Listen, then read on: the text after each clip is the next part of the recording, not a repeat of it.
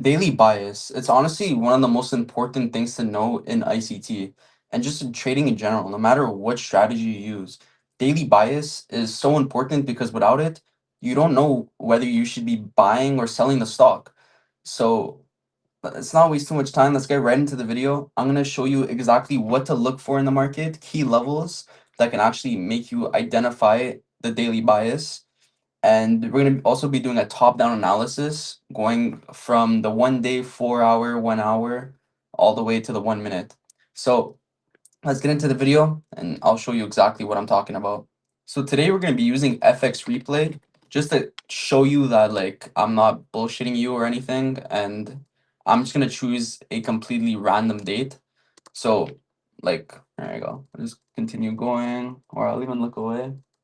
Okay, what do we have? Sure, let's go with this date. And obviously, well, we'll go till today. All right, so create the session. Let's see. So this is completely random. I have no idea. As you can see, I didn't even look at the date. I have no idea what's happening. So let's do our top-down analysis. First, let's start on the 1 day. Of course, we have ES and NAS. So let's start on the 1 day. What do we see? All right, so 1 day, we have a buy-side liquidity. So this is already showing me something. Okay. Not only that, we did actually break right past this inversion fair value gap, so that's pretty nice. So you see how I'm just marking out our major zones: fair value gaps, change of estates, maybe breaks of structure, buy side, sell side. Right here we have our sell side. Okay, so what do we see now? All right, so that's gonna be for the daily. Let's come to the 4 hour. So you can see we actually made this an inversion fair value gap. Now we're kind of tapping back in. We did already take out this sell side liquidity down below. So I wouldn't be surprised if we actually want to come up to sweep this buy side liquidity, because why do markets move? We want to always, say for example, we want to go up, we always want to go down, sweep major lows before we continue upwards. It's always like that, or vice versa. If you want to go down, we should always go up before we go, because we always have to sweep liquidity to get the major move. All right, so what do we see up here as well? We have equal highs. This is also another buy side. 1 hour. What do we see? We have a little buy side that got taken here. We have sell side down here. So as you see, it's honestly very easy. I don't know why I keep pressing these caps lock. Okay, 1 minute. Let's see.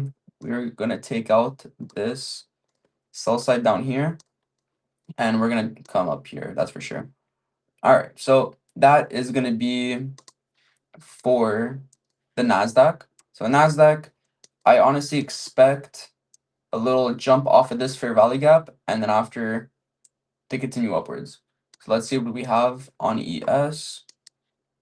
ES, we have a bit of the opposite of a move actually, and we have buy side liquidity getting swept. So this is already showing some bearish momentum. Not only that, we also have a little fair value gap over here. So for ES, I wouldn't be surprised if we come down here, tap, and then continue upward. Okay, same thing over here. We have another buy side liquidity. I mean, fair value gap. Then we also have buy side right here. Not sell side, sorry. And yeah. Okay, so let's see how this is going to work out. We're going to come onto NAS. So honestly, I expect us to take out the sell side. Let's see what we do. There we go. That's sell side taken.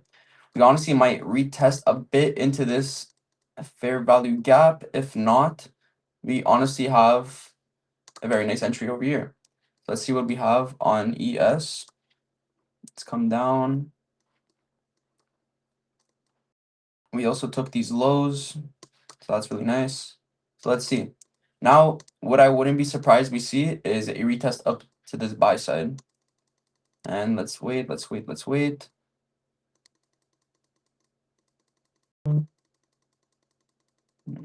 There we go. Now we're starting to come back up. Let me just fast forward time even more.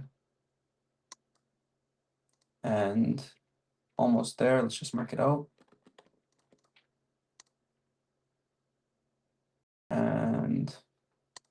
There you go. Buy side taken. So as you can see, that is a little form of daily bias. Yes, we did actually end up going down here, which is very possible because on the higher time frame, this is a fair value gap, and we ended up taking out this buy side. So I really hope you understood how daily bias works. You shall always look for buy side liquidity or sell side. Look for possibly a manipulation in the market, change of a state, order block, breaker block, you name it. Whatever can give you a proper bias that helps you in the lower time frames, you can always use on the higher time frames, and always do a top-down analysis. Once you have that, then you have all the key formulas to pretty much tell you exactly where you should be looking to either buy or sell throughout the day. And it was a very easy explanation, as I think it was.